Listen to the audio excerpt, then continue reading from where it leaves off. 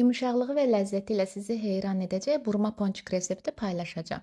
Xəmiri üçün yoğurma qabına ilıq süd, quru maya və şəkər tozunu əlavə edib maya həll olana qədər qarışdırdım. Üzərinə duru yağ və yumurta əlavə edib təkrar qarışdırdım və daha sonra ələdiyim unu qaşığın yarısı qədər duz əlavə edərək əvvəlcə spatula ilə qarışdırdım. Daha sonra əlimlə yoğurdum. Ələ yapışan xəmir olduğu üçün əlimi duru yağla vurub xəmiri topalayıb otaq temperaturunda 1 saat ərzində dincəltdim. 1 saatın sonunda xəmiri un səpdiyim dəzgaha alıb tam gündə halına gətirib 10 eyni bərabər hissəyə böldüm. Hazırladığım kündələrin üzərini örtüb heç gözləmədən ilk hazırladığım kündədən başlayaraq ponçiklərə forma verəcəm. Xəmiri gördüyünüz şəkildə sağa sola verib uzatdım və yağlı kağız üzərində spiral formasında yığdım. Bitiş hissəsini isə alt tərəfə qoydum. Hamısını eyni qayda ilə hazırlayıb üzərini örtüb otaq temperaturunda 20 dəqiqə ərzində dincəldəcəm. Orta boy bir qazana duru yağ əlavə edib yağı yaxşı qızdırdım. Daha sonra ponçikləri yağda o üz bu yüz olacaq şəkildə qızartdım. Formasını itirməmək üçün yağlı kağızla bərabər yağın içinə atmaq lazımdır. Ponçiklərin hamısını bişirib daha sonra ilıq formada hər iki üzünü şəkər tozuna bulayıram